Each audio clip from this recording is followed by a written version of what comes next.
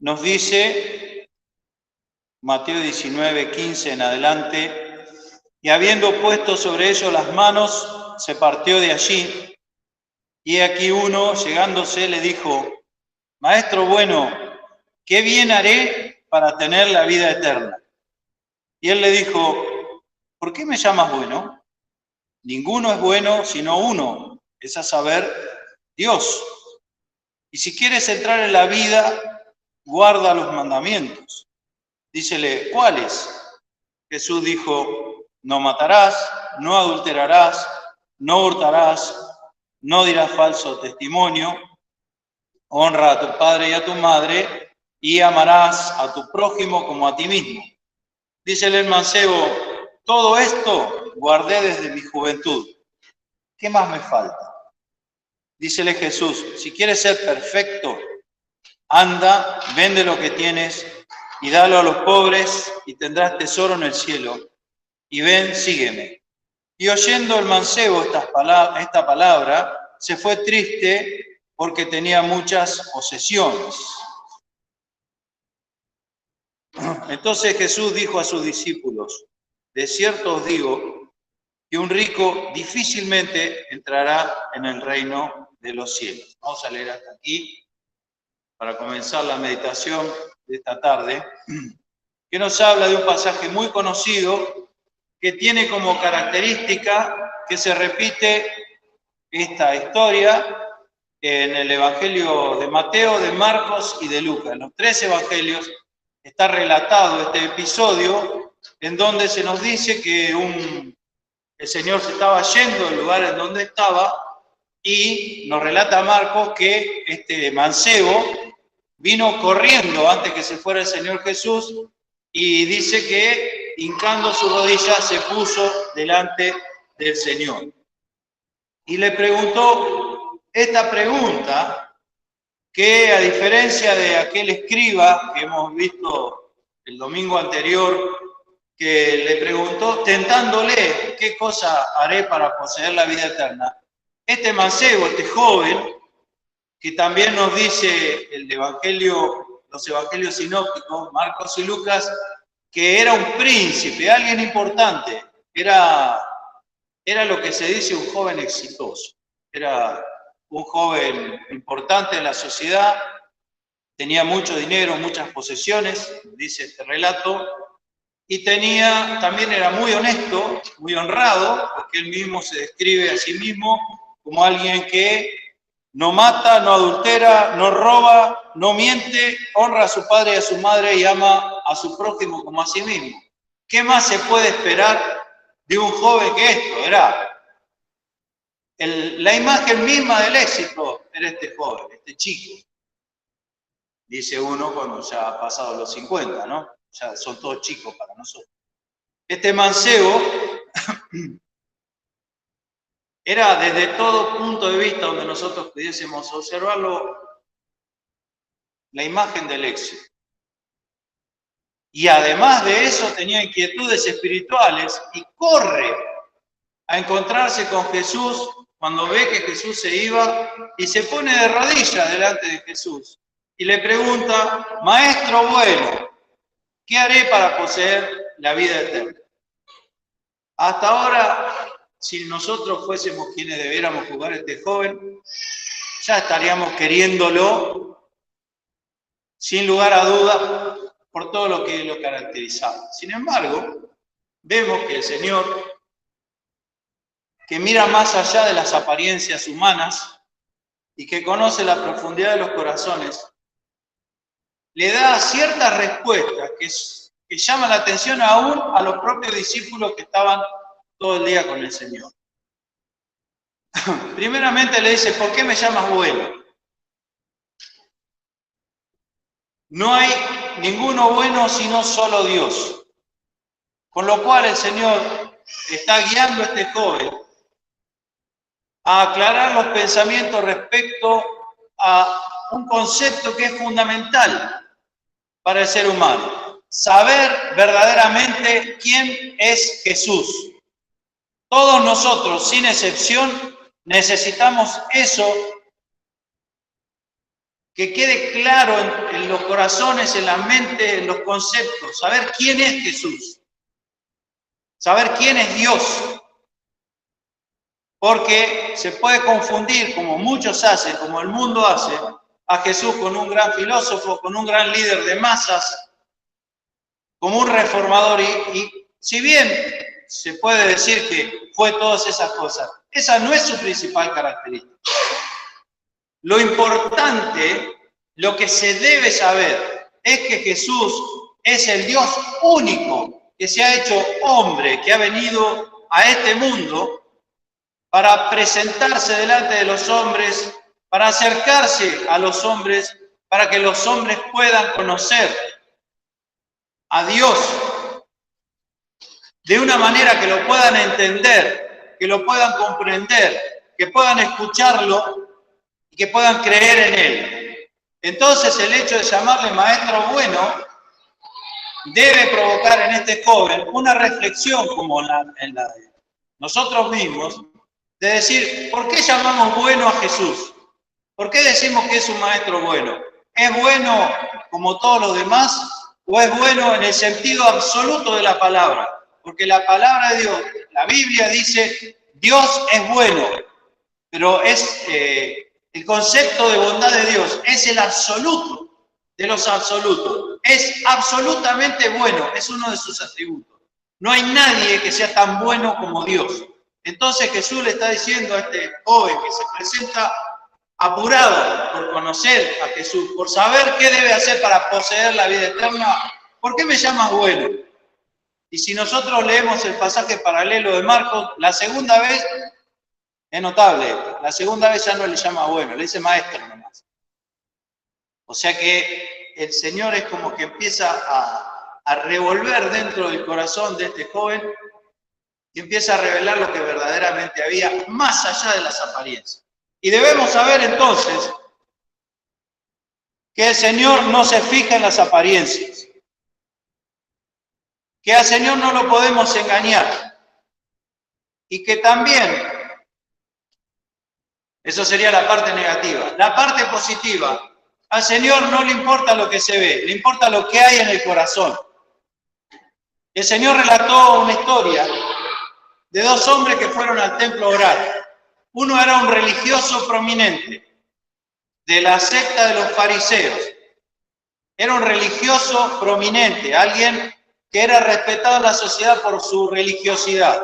Y por otro lado fue un hombre que era un ladrón, un publicano, alguien que estaba despreciado por completo por la sociedad. Y fueron los dos a orar.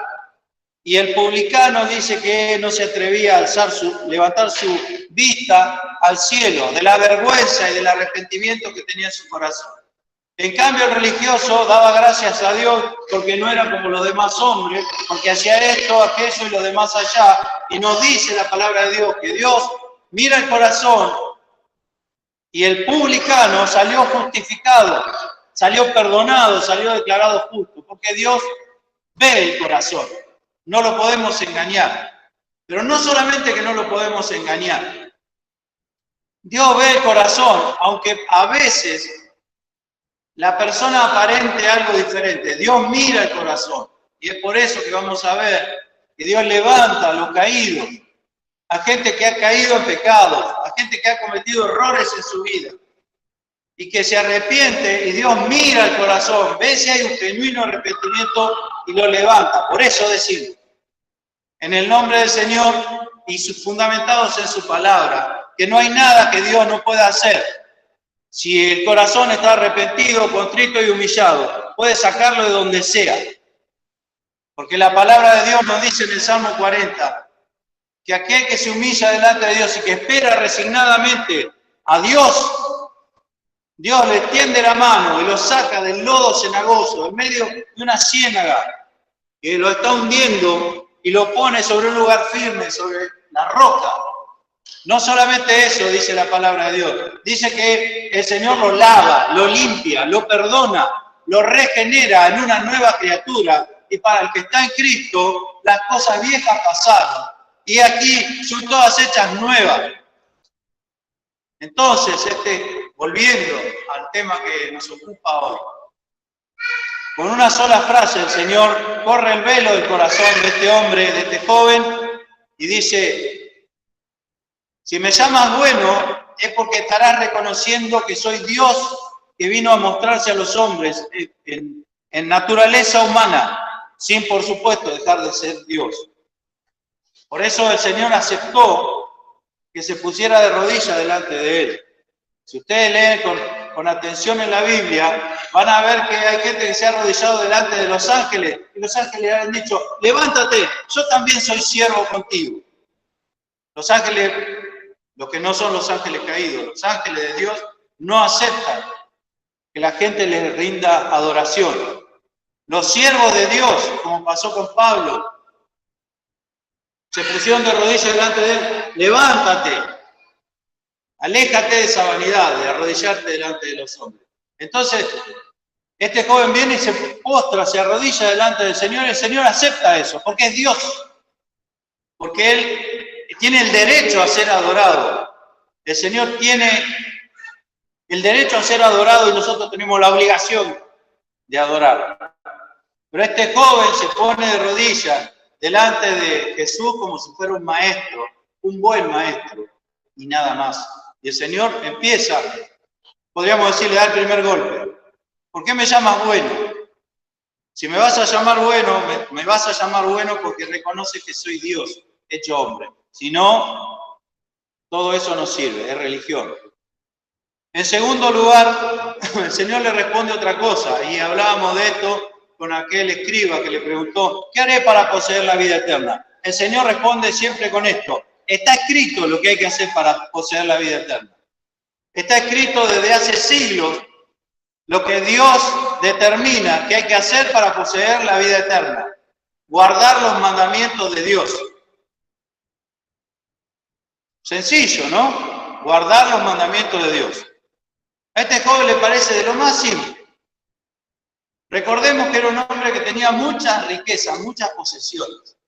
Y como sabemos, y este mundo nos lo recuerda permanentemente, tener posesiones implica tener que cuidarlas. El Señor decía en el Evangelio, en el Sermón del Monte, que hay que hacer los tesoros en el cielo, porque allí están mucho más seguros que aquí en la tierra. Aquí en la tierra está la polilla, que se come todo, está el orín, así dice en nuestra versión de la Biblia, quiere decir la herrumbre, la capa roja de óxido que se hace sobre los metales, sobre el hierro sobre todo. El orín corrompe, fierro oxidado. Llega un momento, si vamos a la playa, aquí que el hierro se oxida fácil, nos vamos a dar cuenta cuál es el efecto de la oxidación. Y los ladrones, dice, minan y hurtan, o sea, ponen emboscadas y roban. Cosa que todos sabemos, ¿no es cierto?, que sucede. Las cosas de acá se estropean, se las come la polilla, y si no, corren el riesgo de ser robadas. Entonces, tener posesiones requiere el cuidado de ellas. Y también dice el Señor, en ese mismo pasaje de Mateo, donde está el tesoro, está el corazón. Entonces, la gente se preocupa por las cosas materiales y vive pensando en ellas y las ama. Entonces, es muy difícil, como dijo el Señor, que una persona que ama las cosas materiales, que pone su esperanza, en el otro pasaje de Marcos, dice, difícilmente entrarán al reino de los cielos los que confían en la riqueza, los que confían en la riqueza. La palabra confiar, en el idioma original de la Biblia, tiene la misma raíz que la palabra fe. Los que ponen fe en la riqueza. Yo teniendo esto ya estoy tranquilo, ¿no es cierto? ¿Cuánto hemos escuchado? Aún uno mismo piensa, bueno, si puedo tener esto para mi jubilación. Tengo un conocido que ya construyó más de 10 casas porque quiere jubilarse. Ha tenido la posibilidad de hacerlo, ¿no es cierto? Y no está mal eso, pero no es ninguna garantía. Lo podemos asegurar que no es ninguna garantía. Porque tarde o temprano, como dice, ellos hasta los cielos como un vestido viejo se envejecerán. Tarde o temprano las cosas se arruinan o nosotros mismos nos arruinamos tarde o temprano todos vamos al mismo lugar. Entonces, es una locura tener fe en la riqueza. Obviamente una persona, como bien dice el Salmo 49, si te das lujo, si la pasas bien, te van a alabar, te van a decir, mirá, cómo vive este. Pero dice, que confía en su riqueza, ninguno de ellos podrá rescatar a su hermano, rescatar en el sentido espiritual. Y es así, ¿cuántas personas millonarias tienen algún familiar que tiene la desgracia de tener una enfermedad grave o alguna adicción muy fuerte y con toda la plata que tienen no lo pueden sacar de ahí? Porque el que confía en su riqueza, ninguno de ellos podrá rescatar a su hermano. Pero también dice más el Salmo 49, dice, ni dar a Dios su rescate. Porque la redención del hombre, sacarlo de la condición caída y pecaminosa del hombre, es de gran precio y no se hará jamás, nadie la puede hacer, por más que tenga todas las riquezas del mundo. Entonces vemos, y aquí se nos presenta en este pasaje del joven rico, la imposibilidad de lo material de poder resolver los asuntos espirituales. Y esa es la confusión que tiene este chico, este joven. Él tiene todas sus riquezas, tiene su jerarquía dentro de la sociedad porque se lo llama príncipe. Lucas lo llama príncipe. Marcos, notable esto. Perdón, Mateo, aquí lo llama uno. Fíjense cómo los evangelistas van escribiendo. Uno, aquí lo llama uno, lo llama mancebo, un jovencito. Otro evangelio lo llama un príncipe. Era uno, era un mancebo y era un príncipe. ¿Qué era lo que le importaba al Señor? Le importaba su alma, las apariencias que daban fuera. Entonces, estas preguntas del Señor y estas cosas que le responden están orientadas a hacerle notar que el hecho de tener mucha riqueza, de tener un título, de tener una posición en la sociedad, no le resolvía su problema verdadero, que era que estaba imposibilitado de tener la vida eterna. Porque él viene, como vino el otro escriba, que hablábamos el otro domingo, preguntando qué tiene que hacer para poseerlo, lo cual significa que no lo tiene, y que lo reconoce que no lo tiene. Si no, no estaría preguntando eso. Estaría diciendo cómo hacerlo, pero no preguntando qué tiene que hacer. Así que viene sabiendo que a pesar de todo lo que tiene, le falta eso, pero tiene un problema.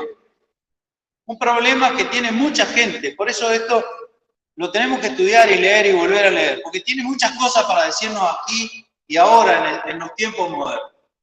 Él cree que la vida eterna es algo más que él tiene que agregar a su colección de riquezas y a su posición. Es como si dijera, bueno, tengo esto, tengo casa, tengo lo que espera que tuviera, vamos a pasarlo a tiempo, a 2020, tengo varias casas, una para ir de vacaciones, otra en la montaña, otra en el mar, tengo mi buena casa, mis autos, tengo mi yate, ¿cuántas cosas tendría?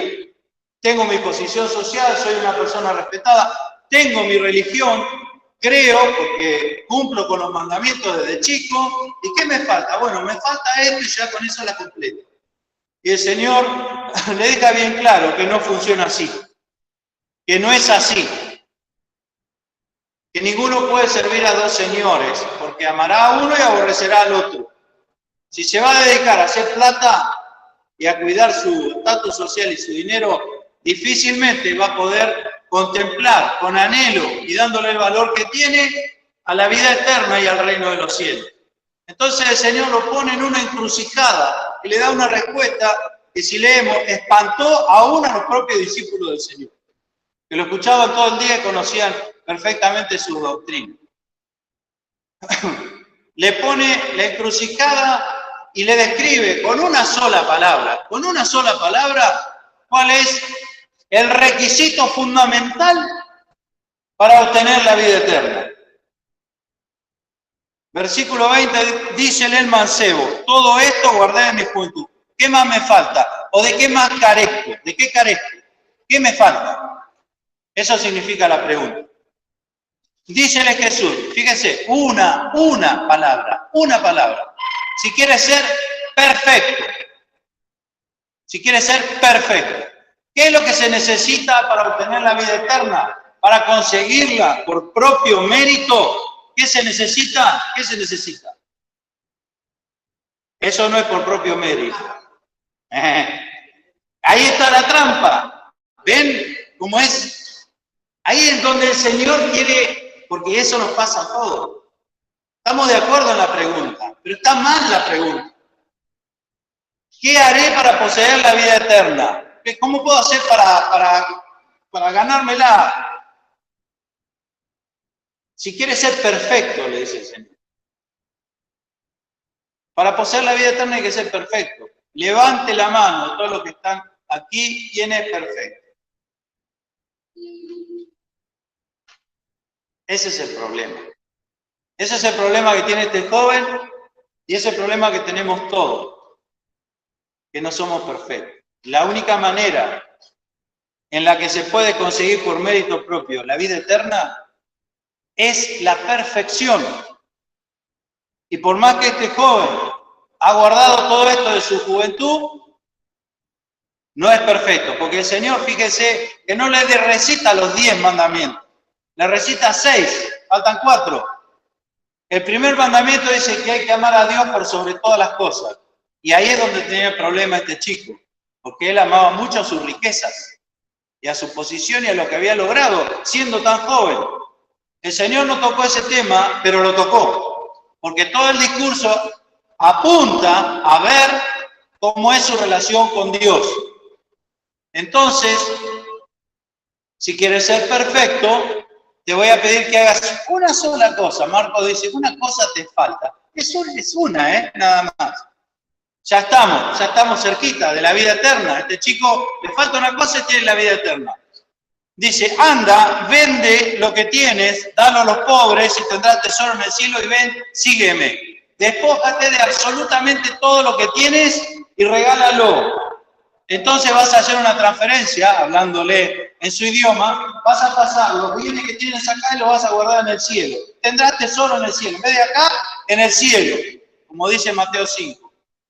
Haceos tesoros en los cielos, donde la polilla no se come las cosas, donde el orín no corrompe y donde los ladrones no minan ni hurtan. Porque donde esté vuestro tesoro estará vuestro corazón. Entonces, trasladad tu tesoro al cielo y vas a tener tu corazón en el cielo. Y vas a valorar la vida eterna. Y ahí empezó el problema. Y ahí los discípulos se espantaron. Porque no había sido jamás dicho a alguien que para poseer la vida eterna había que despojarse de todos los bienes. No olvidemos que este chico era judío. Si hay algo que aprendieron a hacer el pueblo de Israel fue a ganar y a conseguir riquezas. Entonces les sacude completamente todos los cimientos de sus pensamientos y todo lo que él había armado en ese corto tiempo de vida que tenía. Dice, bueno, ahora tiene que ser perfecto. Ahora vamos a hacernos esta pregunta. ¿Por qué el Señor le dice eso? Ya sabemos que es para que él entienda el valor que tiene la vida eterna. Fíjense, en el capítulo 13, ahí cerquita, en Mateo, el Señor dice, versículo 44, Mateo 13, dice, además, el reino de los cielos es semejante al tesoro escondido en el campo. Un tesoro escondido en el campo. Así es el reino de los cielos. Así es la vida eterna. El cual hallado, el hombre lo encubre y de gozo de ello va y vende todo lo que tiene y compra aquel campo. Ese es el valor. Vende todo lo que tiene para tener eso. También el reino de los cielos es semejante al hombre tratante que busca buenas perlas, que hallando una preciosa perla fue y vendió todo lo que tenía y la compró. Ya no era un tesoro, era una preciosa perla. Y todo lo que tenía no importó, porque quería eso. ¿Por qué el Señor le está diciendo eso a este joven? Cuando en el versículo 26 de Mateo 19, que no lo hemos leído, pero lo podemos leer ahora, cuando los discípulos le preguntan en el 25, ¿quién pues podrá ser salvo? Dice, mirándolos Jesús. Mirándolos Jesús. ¿Por qué el Señor le dice eso? ¿Por qué los mira? También Marcos dice que el Señor lo miró a este chico, a este mancebo, y lo amó. O sea, tuvo una mirada especial para él. Por sus intereses, las cosas que buscaba, lo amó. Pero este joven, como se descubre por el relato, tenía tanto amor a las riquezas que se fue triste, prefirió perder la vida eterna con tal de no dejar la riqueza. Y aclaremos esto, no es que el Señor utiliza, digamos, como método, despójate de todo para tener la vida eterna, porque por más que me despoje, la vida eterna no se consigue de esa manera. Lo que estaba haciendo el Señor era revelar lo que hay en el corazón. La vida eterna se conseguiría siendo perfecto, lo cual, como sabemos, tenemos claro cada día de nuestra vida, ninguno de nosotros es perfecto. Pero hay alguien que sí. Hay alguien que sí, que es perfecto. ¿Por qué me llamas bueno? No hay ninguno bueno, sino solo uno, Dios. Entonces el Señor lo mira, como si le dijera, aquí estoy. Porque el Señor sí hizo eso. Ese es el asunto. El Señor lo hizo primero. No hay nada que, como decía Carlos hoy a la mañana, que nosotros vayamos a hacer que Dios ya no lo haya hecho antes. No hay nada nuevo bajo el sol, dice la palabra del Señor. El Señor es el dueño de todo, porque por Él fueron creadas todas las cosas y todo lo que es hecho fue hecho por Él y para Él. Y Él es antes que todas las cosas. El Señor es dueño de todo. El Señor es el creador de todo. Es el diseñador del universo. Por su palabra fueron creados los cielos y la tierra.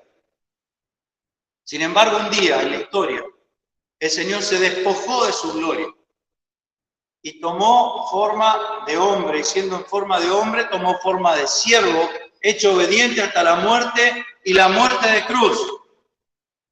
El Señor fue el primero que, podríamos decirlo con sus palabras, vendió todo lo que tenía y lo dio a los pobres.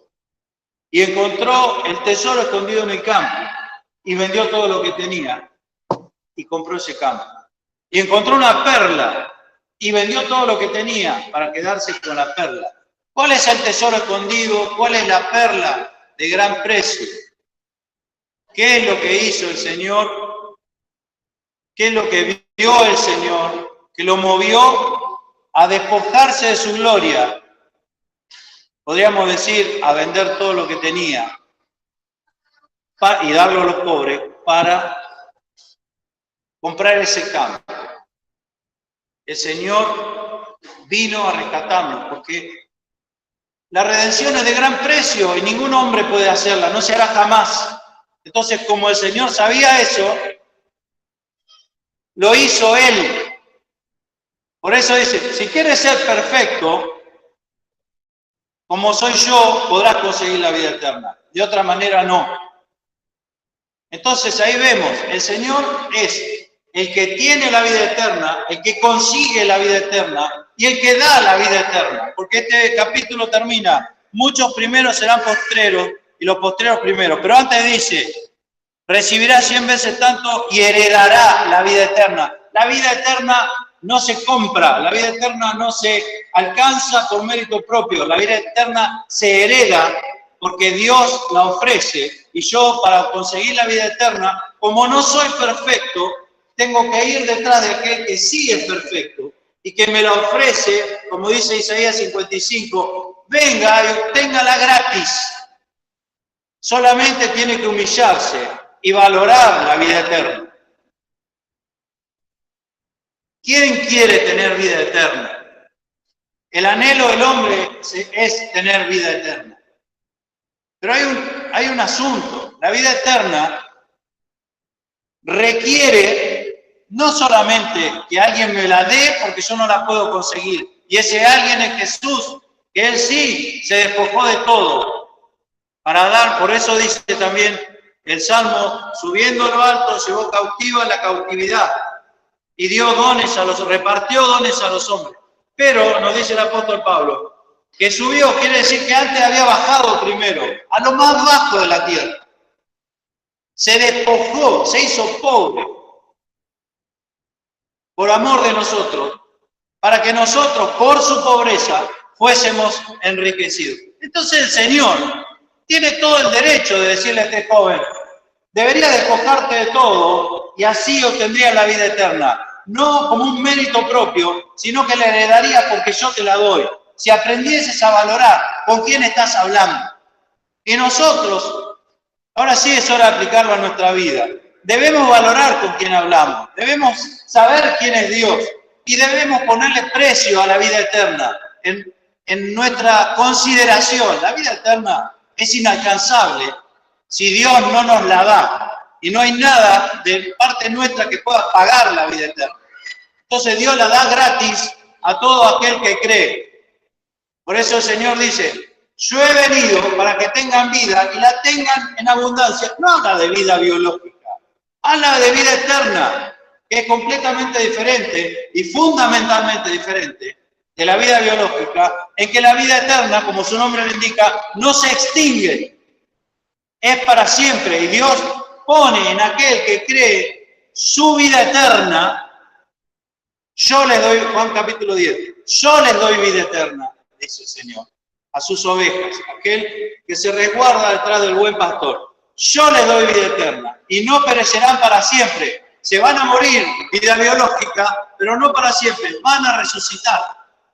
Entonces, está claro lo que el Señor intenta hacerle entender a este joven, que lamentablemente se fue triste porque fue incapaz de darle el valor que tiene la vida eterna. La vida eterna, como dice también, como hemos leído, vale la pena despojarse de todo con tal de conseguir eso. Vende todo lo que tiene para comprar ese campo o para conseguir esa perla. Pero también, más allá de que el Señor a ninguno de nosotros nos ha pedido ni exigido que vendamos todo lo que tengamos ni nada de eso, también requiere de nosotros que no tengamos la mentalidad del joven de darle tanta importancia a las cosas materiales. Porque aunque no seamos ricos, ninguno de nosotros, igual podemos ser materialistas. Igual se puede ser materialista por el deseo de tenerlas, ¿entiendes? Aunque no las podamos conseguir. Pero acariciamos la idea de tenerlas y es tan materialista como tenerlas y adorarlas a la riqueza. Porque tenemos tendencia hacia lo material y a darle más peso a lo material que a la vida eterna y al reino de los cielos. Al punto tal que hay una corriente del Evangelio falsa y engañosa que se llama el Evangelio de la prosperidad, que son dos cosas opuestas como podemos observar acá. Porque el Señor pone en la balanza y dice o una cosa o la otra, o las riquezas o Dios en cuanto a la adoración. Hay creyentes que tienen dinero, que Dios los ha bendecido, porque seguramente están capacitados para tenerlo. Tienen la fe suficiente como para no poner su esperanza en la riqueza, para no confiar en que las riquezas son la solución de todo. Porque es un engaño, eso dice la palabra de Dios, el engaño de la riqueza. Me parece que tengo todo y al fin no tengo nada. Entonces, este joven lamentablemente se fue triste porque tenía muchas posesiones. Pero nosotros también podemos irnos tristes si no entendemos que el bien supremo de Dios que nos regaló a los que hemos creído y que lo ofrece a aquel que todavía no lo recibió, es la vida eterna que no puede compararse con ningún valor de este mundo. Por eso dice también la palabra de Dios, que Dios ha elegido a los pobres de este mundo, ricos en fe. Ahí tenemos el contraste entre una cosa y otra. Entonces, a veces, nosotros vamos lamentando por esta vida, porque somos pobres de este mundo, pero no somos ricos en fe, y Dios la fe la da también de gracia. Dios la regala abundantemente a quien que quiere poseerla, porque sabemos que la fe es un acto de la voluntad. Yo decido creer y aceptar la palabra de Dios para mi vida o no. Entonces, ¿cuántas cosas nos enseña este pasaje? Y quiero que veamos el último versículo que ya lo hemos leído. Porque los discípulos se espantaron. Dice, y antes de leer el último versículo, vamos a leer el 23 en adelante, donde el Señor dice, entonces Jesús dijo a sus discípulos, de cierto os digo que un rico difícilmente entrará en el reino de los cielos. Por lo que hemos dicho, porque pone su confianza en la riqueza, entonces no cree necesitar lo otro. Más os digo que más liviano trabajo es pasar un camello por el ojo de una aguja que entrar un rico en el reino de Dios. Miles de cosas se han dicho sobre este pasaje, sobre este versículo, pero vamos a resumirlo diciendo que lo que está diciendo el Señor acá es que si el rico no quiere despojarse de la adoración y la pleitesía que le rinde a las riquezas, nunca va a considerar importante tener la vida eterna, entonces le resulta una cosa muy difícil entrar al reino de Dios. Pero fíjense, nosotros sabemos quiénes eran los discípulos, eran pobres.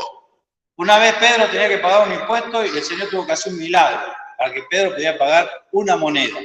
No eran ningunos millonarios los discípulos, ya lo sabemos. Llevaban una bolsa y repartían a los pobres y vivían, podríamos decir en términos modernos, de la caridad. Porque ellos se dedicaban a seguir a Jesús en esos 3 años de ministerio del Señor y no les quedaba tiempo para trabajar. Entonces los discípulos, dice en el 25, mas sus discípulos, oyendo estas cosas, se espantaron en gran manera, diciendo, ¿quién pues podrá ser salvo? ¿Por qué se espantaron los discípulos si ellos no tenían que vender nada, si no tenían nada para vender? Se espantaron los discípulos por la imposibilidad que veían en el discurso del Señor de que alguno pueda obtener la vida eterna. No se puede. Entonces se espantaron. Nosotros estamos siguiendo a Cristo, pero por lo que está diciendo, tampoco podemos obtener la vida eterna. ¿Cómo se hace? ¿Qué es lo que tenemos que hacer? Mirándolos, Jesús les dijo, a mí esta palabra mirándolos es como si el Señor los mira para que lo miren. ¿Me entienden? Como muchas veces hacemos nosotros, ¿no? ¿No? ¿Por qué no me mirás? Y así te vas a dar cuenta. Yo lo entiendo como que el Señor los mira para que ellos lo miren. Y les dice, para con los hombres imposible es esto, ya lo sé. Es como si el Señor le dijera, ya sé que es imposible. No hay ninguna noticia para mí, porque por esto he nacido y he venido a este mundo, para dar testimonio de la verdad. Y esta es la verdad. Para los hombres imposible es esto. Más para con Dios todo es posible. Entonces aquí vemos cabalmente y con toda claridad que la vida eterna no la podemos conseguir por mérito propio, sino que Dios tiene que hacer algo para que nosotros la obtengamos, como lo hemos dicho. Yo les doy vida eterna, dice el Señor. Si Él no nos la da, no la podemos conseguir de otra manera. La única forma es que Cristo nos otorgue la vida eterna. Por eso el Señor le dice, heredarán, no van a conseguir, ni van a poseer por mérito propio. La van a heredar, la van a recibir. Una herencia es algo que uno recibe, que no hizo nada más que nacer siendo pariente de alguien para recibirla. Heredarán la vida eterna, quiere decir que es otorgada por Dios a todo aquel que cree. A todo aquel que cree en Cristo como su Salvador, que cree que Cristo llevó el castigo de nuestros pecados, que nos condenan eternamente. Y ahora, si yo reconozco a Cristo, si acepto a Cristo como mi Salvador, si le digo, sí Señor, me pongo debajo de tus alas para adquirir protección y vida eterna, a esa persona, como gracias a Dios, nos ha dado a nosotros, el Señor le da la vida eterna de balde, gratuitamente, por gracia. Y dice el 27, respondiendo Pedro le dijo, nosotros hemos dejado todo y te hemos seguido. ¿Qué pues tendremos? Y el Señor también le va a hablar a los discípulos con algo que no son las posesiones y las riquezas, sino con algo más apreciado aún que las posesiones y las riquezas. Versículo 29. Cualquiera que dejare casa, hermano, hermana, padre, madre, mujer, hijos, tierras por mi nombre, recibirá 100 veces tanto y heredará la vida eterna. Un momento, Señor. Si fuera yo uno de los discípulos. ¿Cómo que deje a mi madre, a mi padre, a mis hijos, a mi familia? ¿Qué significa eso? Si está escrito a lo largo de toda la Biblia, el Señor se lo dijo al joven que vino a verlo al principio, que hay que honrar al padre y a la madre, por supuesto que hay que cuidar a los hijos. ¿Qué quiere decir esto? Quiere decir que la vida eterna vale más aún que esos afectos naturales y buenos que tiene el ser humano. La vida eterna tiene más valor aún que esas cosas. Y también significa ese dejar, no es que lo voy a abandonar, no significa abandonar a la familia, de ninguna manera, porque dice la palabra de Dios que el que no tiene cuidado de los suyos, y mayormente de los que están en su casa, la fe negó, y es peor que un infiel, que alguien que no cree. Así que está claro que el Señor recomienda una y otra vez en la Biblia que la persona no debe abandonar a su familia. El padre de familia y la madre deben cuidar, también que se debe honrar al padre y a la madre. Entonces, ¿qué significa? Dejar, que ponga en primer lugar el reino de los cielos, que lo ponga en primer lugar, y luego las demás cosas. Por eso dice el Señor, también en el Sermón del Monte, buscad primeramente el reino de Dios y su justicia, y todas las demás cosas, las otras cosas de la vida, vendrán por añadidura. Y nosotros hacemos exactamente al revés. Luchamos por la añadidura y esperamos que la justicia del reino de Dios venga sola, lo cual no sucede jamás, porque esa no es la ley que Dios puso. Primeramente se debe buscar el reino de los cielos. También el Señor utiliza la palabra procurar, es decir, tratar de obtener eso, de saber cómo se hace para obtener la vida eterna. Muchos primeros serán postreros y muchos postreros primeros. ¿Qué significa esto? Que este joven, por ejemplo, este era un primero. Él creyó desde niño, era un judío, conocía la verdadera religión, conocía la verdadera fe y sin embargo no tenía la vida eterna. Pero puedo parecer yo, que no sé nada, que no soy religioso, que he vivido mi vida alejado de Dios, que he vivido mi vida sin conocer a Dios, o siendo indiferente, o despreciando la vida eterna y poniendo las otras cosas en su lugar. Y vengo último. Pero la palabra de Dios me toca el corazón. Y yo entiendo que he vivido equivocado hasta ahora, aunque ya sea una persona mayor, o aunque sea un joven, igual es. Puedo haber vivido equivocado en estos años, en los años que me ha tocado vivir. Y vengo último, no soy como ese joven que fue siempre un religioso, pero se fue sin obtener la vida eterna, sin heredar la vida eterna. Y entonces vengo yo, el postrero, el último, eso significa postrero, el del final, el último, y creo que el Señor es el Salvador, creo que el Señor es el Redentor, creo que el Señor me puede dar la vida eterna. Creo que la vida eterna es lo más importante que puede conseguir un hombre, porque trasciende la vida humana y pasa a la eternidad. Y creo eso y lo recibo en mi corazón y mi vida cambia y recibo la vida eterna. Entonces, siendo el último, ahora soy el primero. Muchos postreros serán primeros, dice el Señor. Aquellos judíos que tenían la verdadera religión, lo rechazaron y lo crucificaron. Muchos de ellos, no todos. Muchos de ellos, algunos de ellos. Pero otros que habían sido incrédulos, que eran paganos, como podríamos haber sido nosotros, creímos y recibimos a Cristo. Entonces los primeros están últimos y los últimos están primeros ahora. No importa, porque si siguen leyendo, les recomiendo que lean en su casa la parábola de los obreros de la viña.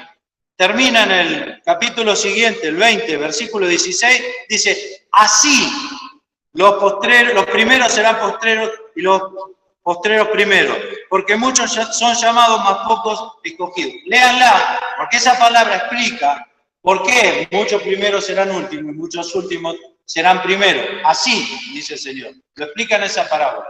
Lo que dice es que no importa el momento de tu vida en que hayas creído en Cristo, si creíste, tienes vida eterna.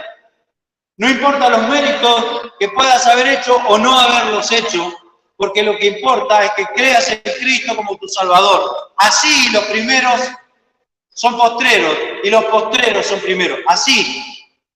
Porque esta parábola dice que los que trabajaron 1 hora recibieron la misma paga que los que habían empezado a la mañana temprano. ¿Por qué? Porque no se les daba lo que merecían, sino lo que necesitaban. Y lo que necesito yo y necesitamos todo es vida eterna. Entonces no importa si creí al momento casi de morir, como el ladrón en la cruz, o creí desde niño, porque el Señor me da lo que necesito, que es la vida eterna. Señor, ¿qué haré para poseer la vida eterna? Para obtener la vida eterna por tu propio mérito tienes que ser perfecto. Ya es tarde para ti, no eres perfecto. Bueno, Señor, dame otra alternativa. La alternativa de Dios es que Él descendió a la tierra despojándose de su gloria para venir a salvar a los pecadores, de los cuales yo soy el primero. En ese sentido sí soy el primero. Y ahora todo aquel que cree en Cristo como su Salvador recibe la vida eterna. No solo recibe la vida eterna. Juan capítulo 10. Yo les doy vida eterna, pero también los protejo porque nadie los puede arrebatar de mi mano. Y luego dice, nadie los puede arrebatar de la mano de mi Padre. Yo y el Padre una cosa somos. ¿Qué haré para obtener la vida eterna? No puedes hacer nada más que creer en aquel que te la da gratuitamente. ¿Qué tengo que hacer? Señor, aquí estoy. Sé que soy un pecador. Sé que no tengo la vida eterna. Sé que he vivido alejado de ti, aunque quizás sea un religioso, como este chico, no entendiendo nada. Pero vengo porque leo en tu palabra y lo creo, que aquel que se acerca a ti, tú no le echas fuera y le das la vida eterna gratuitamente, sin dinero y sin precio, dice Isaías 55. Entonces acepto esto que me das, Señor, y lo obtengo de una vez y para siempre. El Señor no se va más una vez que entra en el corazón del que cree. ¿Qué haré para obtener la vida eterna? Cree en Jesucristo como tu Salvador personal. Quiere el Señor que cada uno de nosotros lo entienda cabalmente y dé el valor que tiene la vida eterna en su vida, que vale más que todo lo demás que podamos tener, que está primera, y el que tiene la vida eterna lo tiene todo, aunque sea pobre en este mundo, que sea un mendigo, si tiene la vida eterna, lo tiene todo, porque nada ni nadie nos puede arrebatar de la mano del Señor. Quiere el Señor bendecirnos en esta hora.